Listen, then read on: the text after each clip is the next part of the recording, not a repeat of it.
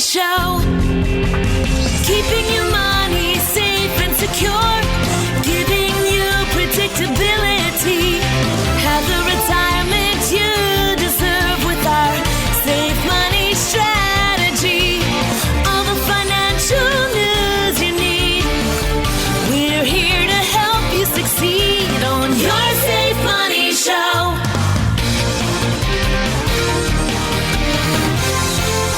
Welcome to your Safe Money Show. I'm your co-host, Tony Shore, and I am here with Todd Schoberg. Todd, great to be here with you. Thank you for having me on your show. How are you doing today? I'm doing wonderful. It's so much more like spring now, or summer coming soon. You know, we struggled for a month or so, but I think we're there now. Yeah, I think we're finally there. I'm hoping. You never know in Minnesota what could creep in on us as far as weather, but absolutely. But I think I don't like to always talk about the weather, but I think, you know, April beat us up, you know, and we're not here. So, well, we don't know. It might snow in August. Who knows? Let's hope not. Todd, bite your tongue. Don't even hint at that. But Todd, you know, we're coming at the listeners from high atop the beautiful palatial imitation Safe Money Show headquarters in beautiful downtown Mora. Yeah, absolutely. You know, you can always come in our office at 139 South Union Street. You can walk in and you can come and visit me or Kristen or whoever's in the office. You can come and get all of our educational materials. You can look at our kiosks. You can have a cup of coffee if you like it. We're pretty flexible around here, but we are here to serve the public, and we try to help you out financially and give you the advice you need. And that's why we do your Safe Money Show. Now going on 14 years. Wow. Yeah, 14 years, and you've been in the financial business even longer. Yeah, it'll be 30 years now. So we've been in for quite a while, and eventually I'm going to get it right. So they say, you know, a few more years getting the radio station. They said I get the radio down within 20. So we'll see what happens. You're doing great. Let me tell you, I've been doing radio about 35 years. So I even have you beat on the longevity there by a little bit. You're a young man yet. That just means you can keep a job. That's all. Well, it's not at the same job, but doing the same thing, not for the same company. But hey, I have been doing this for 11 and a half years. So with the same company. So. That is. Once you get a gig you love, it's not work. Yeah, exactly. Yeah. And I love what I do because I get to hang out with you each week, Todd. It's getting a little deep. But you know, if you want to get a hold of me, go to 855-22-MONEY. It's really easy to remember. That's 855-226-6639. And, you know, you can always go to our website at yoursafemoneyshow.com. And today we got a big one we've talked about before. And I think it's always a good subject to talk about because we always get new listeners, and the old listeners kind of seem to forget things that we talk about. So we're going to touch today on an old article from USA Today. It's going into recession, 10 tips for navigating a choppy economy. We're not going to hit all of them, but if you ever want to look that up, you can find that at USA Today. But we're gonna move ahead because, you know, we don't know if a recession will happen, and I'm not trying to scare anybody, but the information we're going to give you today is going to be helpful in any economy because you should be looking at your finances at a holistic approach. And some of these tips we're going to talk about today might hurt you a little bit because, you know, we're all in different situations, but the truth sometimes hurts. So as we move forward, we're going to go through a list of them. Okay. What do you got? Well, the first one, excuse me. The first one is to pay off those credit cards. Let's talk about a move that just makes sense. No debate, no footnotes. If you're carrying credit card debt, knock that balance down is one of the smartest moves you can make. It's an instant return on your money. You save on interest. You sleep better at night, and you take control of your cash flow. This isn't just a theory. The article in Bankrate I read once said 47% of cardholders still carry a balance. That's nearly half. And once that balance starts to grow, it becomes harder to kill it off. In fact, 71% of the folks with debt said they hoped they had paid it off. Not soon, but in 5 years. Yeah. 5 years for something that's draining your finances every single month. I get a little emotional on that because it doesn't make sense. You have to start planning your spending. And I don't want to guilt you, but it's a fact of life. I say it to light a fire on your rear end to get that taken care of. Because this is one of the worst opportunities. You know, if economy goes to heck, that's where you have to have no money going. I mean, you can't spend your loose change on interest rates. You need to put it in your debt. Yeah, and I'll tell you, paying off debt is a big one, and I'm glad you started there, but especially credit card debt. Like you said, I saw the other day credit card with 30% interest it was charging. Yeah. I thought that was illegal. Isn't that called loan sharking? I mean, that should be illegal. The mafia does a little bit worse than that, but not much. I mean, 24 to 30% is what interest rates are on a lot of credit cards today. Yeah, and say you put $1,000 on it, just do the simple math, right? Just do the simple math. And if you're paying a minimum payment, and look at your credit card statement, minimum payments, there's a date on there that says this is when it'll be paid off. Right next to never. You know what I mean? It's 30 years down the road. You need to work on that one and take care of it. And I know I can go down that road a little bit, but really, I'm not going to dwell anymore. I think I made my point. And the other next going on, we'll just move along before I lose my blood pressure. Let's talk about if new tariffs change.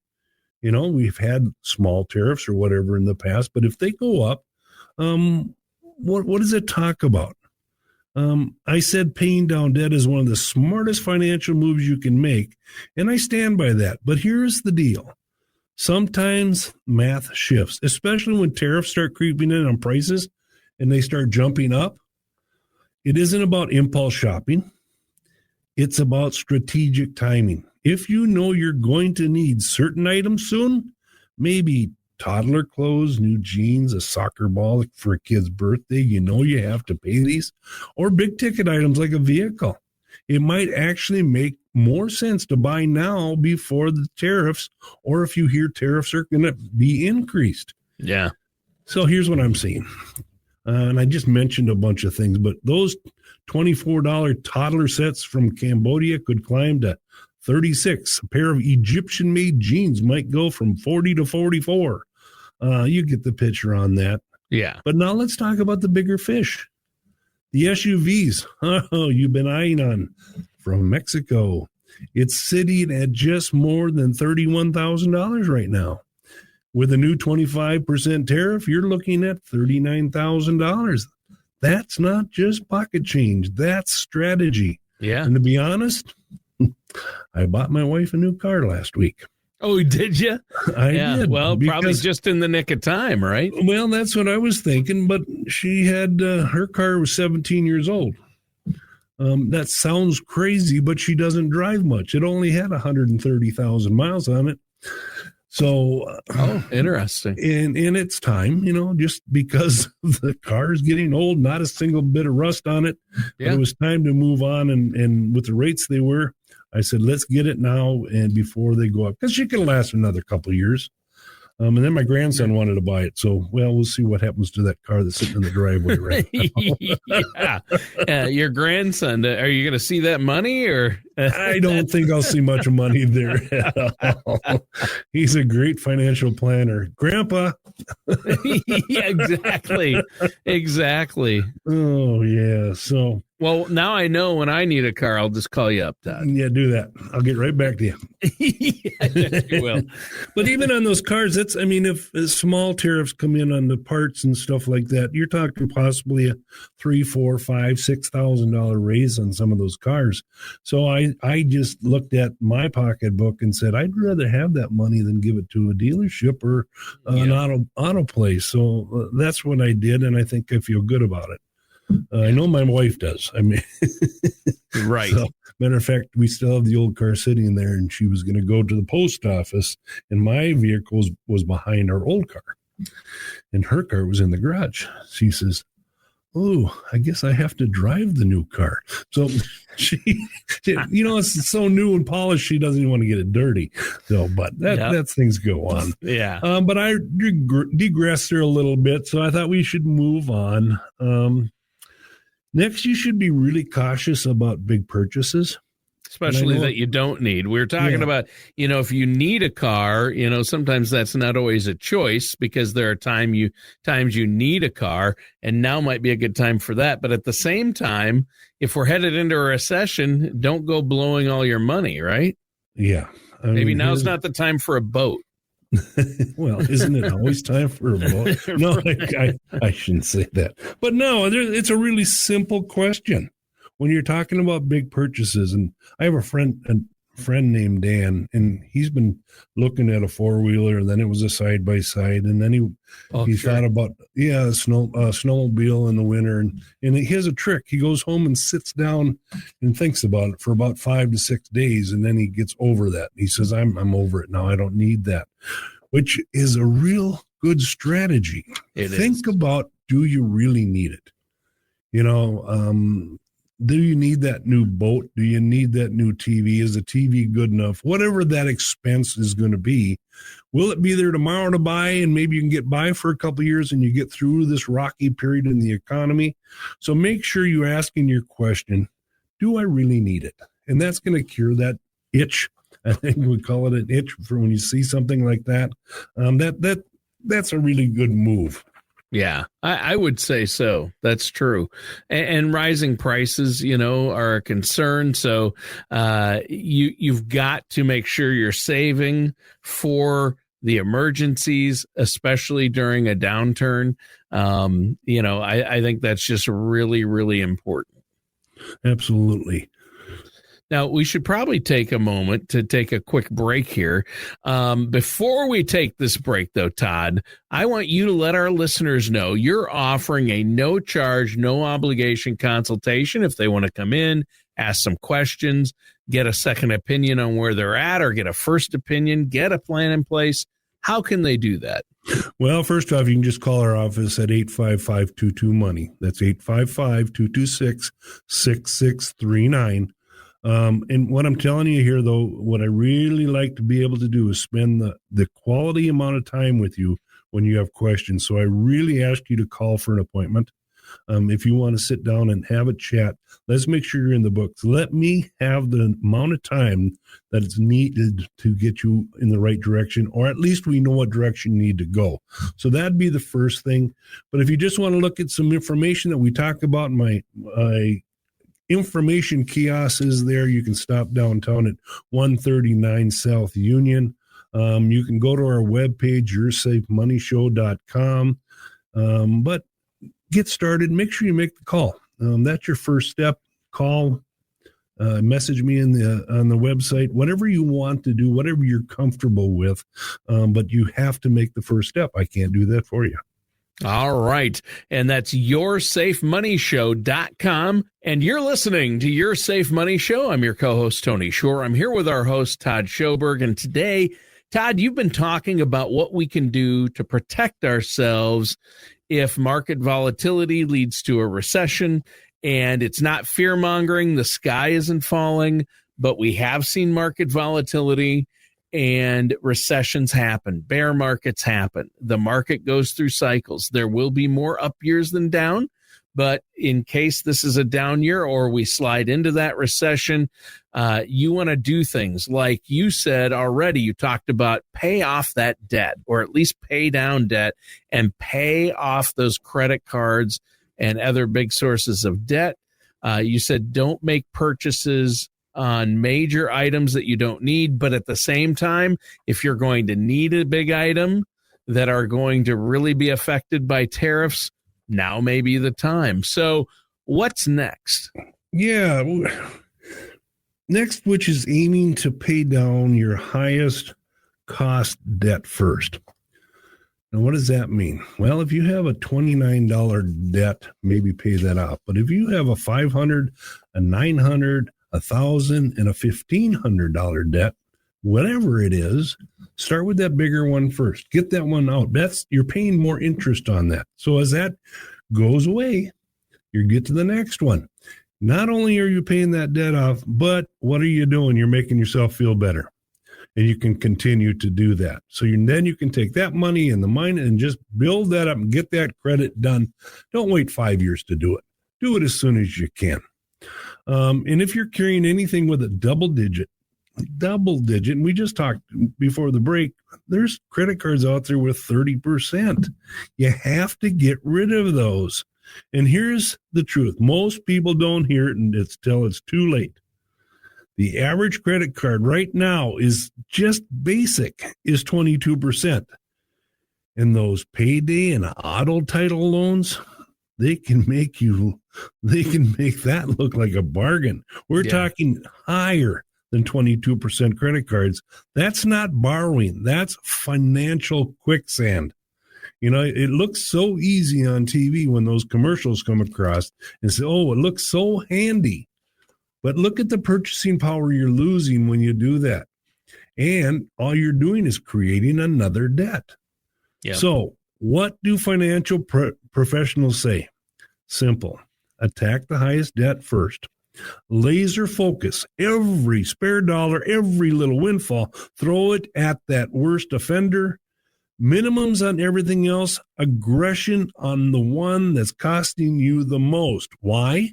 Because paying off that debt isn't just about numbers. It's also about freedom. You don't need $7 coffees. You just don't. I bought one the other day and I feel sick about it because I was in a hurry and I stopped at the grocery store and they had a little coffee shop there. And they'd just give me a plain black coffee. I thought, no, I can't get away with that. $5.87 for a black cup of coffee. I'll never buy another cup of coffee from a coffee shop. I know what that can do. I can take $20 and I can buy a can of coffee and I can have coffee for a month and a half. Yeah. Think about what you're spending. Break it down. Interest can breathe down your neck. Debt can feel like a weight, but you got to have the power. You have the power more than you think. Get clear, get focused, start swinging at it and make real progress. I don't agree, and I hate to use people's names. I don't agree with Dave Ramsey a lot. I really don't. But at this time, if it's in a recession and you need to make some, pulling those reins up and get as tight as you can until you have that debt taken care of, period. Yeah, I mean, Dave is great when it comes to helping people realize they need to pay down their debt. And I agree with him on that. And that's what he's great on. Other financial advice, not so much. He's not a licensed financial professional like yourself.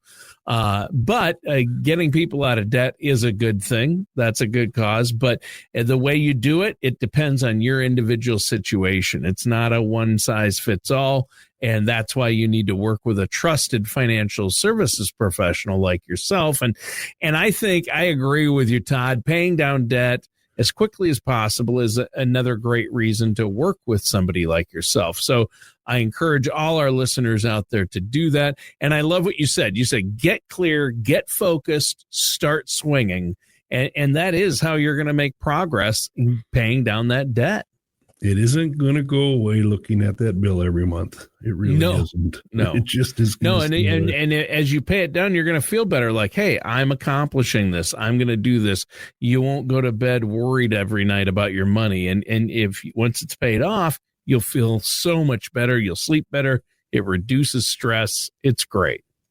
Yeah. The next one, though, most of my listeners are going to say, again, Todd, I preach about this next one just about monthly on our show, or anytime I can slide it into a topic, and that's building that emergency fund.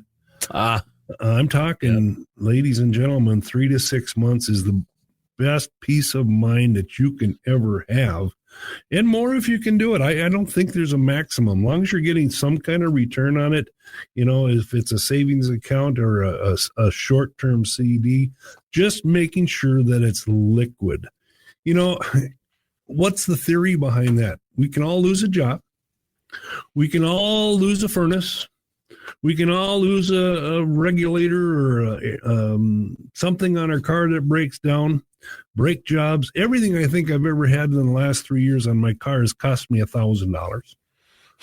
Yeah, you can't get it out of the shop for less than $800 or $1,000, no matter what you do, practically. So whatever, this is as bad as credit cards, because if you don't have a backup plan or a emergency fund, what do? Yeah, you put it on your credit card. Yeah. But if you can borrow that money from yourself, cut the interest in half that you're paying your credit card. If you're paying 22%, pay yourself 11%. It would be the same thing, but it's going back to you. And that's what we're talking about. And man, when you get rid of that debt and you're paying your own bills because you have that money, that is peace of mind, and that is priceless. It really is. Yeah, and that's how you're going to, instead of getting deeper in the hole and going the wrong direction, that's what's going to help you go the positive direction and sleep better at night. Having an emergency fund, build up the emergency fund, tear down the debt. I mean, those are the big two messages from the show, right? Absolutely. Yeah. And that stress you're going to have, I mean, when that time comes, you want quick release, but it really isn't going to be quick. You have to work on getting a plan put together, and then execute it. Because I know I have a box of Kleenex in my office, because I get plenty of people that come in and say, "This is my situation. I don't know what to do, Todd." And then we put a plan down that doesn't quite seem as serious as it really is at the time. Yeah. And we all can get through it, but we just have to put a plan together, especially in a recession. I mean, that's just the one thing. And the first thing a lot of people like to do is start robbing their retirement account. Oh, that's no good. I've talked about it before. I've had a $5,000 one in years and years and years ago, but if you put that at 7%, I think 6% it was, in 30 years, that's $38,000. $5,000, it compounds and compounds and compounds, and that's a lot of money. So if you're borrowing money from your 401k, that's taking away from that. Not only when when a recession hits, usually the market is down. Yeah. And that's when you're supposed to be putting in, not taking out, because you're freezing that lock in. You're taking it out at the worst time. Yeah. If you're really in a situation like that and you need a little bit of boost, the best idea is to borrow from your 401k. The money stays in there. You're paying yourself back at a reasonable interest rate, and you know that your money is staying in the 401k because it's a loan. That's better than a straight cash out, because you're paying yourself. That's what that's all about, and you really need to stick to that and really get the advice you need. Yeah. Come and see me. Come and see another financial professional. But put those actual numbers down on a piece of paper, and you're going to see the difference in what you're actually losing over time. So if you look at your employer's offer, because you're looking for some kind of relief, I want to throw this in there too. If they're matching, no matter what, keep them match. That's 100% return on your money every time they put a deposit in there and you put a deposit in there. That's free money. Don't leave that on the table. And if you're not in a 401k and you're not in debt and you're not saving for retirement, maybe you better start, because that free money's there. Go to HR and say, "Can I get on that 401k that I didn't do when I first started?" Because you're throwing that money right down the drain. Bottom line, your retirement account is a long game. Use it wisely. Borrow if you must, but don't burn your future just to put out a short-term fire. Really think about that. Get the help you need. Yeah, for sure. And it's certainly understandable that when things get tight, it may be tempting to dip into a retirement account. But doing that, as you say, that can really be a costly mistake, and it could derail your entire retirement when you get there, because that money is for retirement. And Todd, I know you've stressed this, and I know you stand by this, and that is, if it's in a retirement account, don't touch it until retirement, right? Yeah, absolutely. I mean, that you're really going to hurt yourself financially in the long run if you do that. And not just a little, a lot, because of taxes, penalties. And you've talked about that on the show before, and we'll do whole shows on the importance of retirement accounts and the penalties and things. But that's a really good point to prepare for a recession, have an emergency fund. Don't rely on credit cards and your retirement accounts. That's those are words to live by. In fact, really quick before we go on, what's that phone number that our listeners can call if they want to set up a consultation? 855-22-MONEY. That's 855-22-MONEY or 855-226-6639. I'm going to hit three things here before we leave because I think they're really important. And I did touch on it a little bit earlier. But no matter what you're doing, when it gets tough, get the help you need. You can come and talk to me or any other financial professional. That's a must. You'll feel better. You'll walk it through. You'll talk it through, and you'll get through that. The next one is you got to remember life is a long-term game, right? When things get tough, people say, well, I have a budget. I pay my bills on time. That's not a budget. You have to make a clear, concise budget and stick to it. Yeah. No matter what.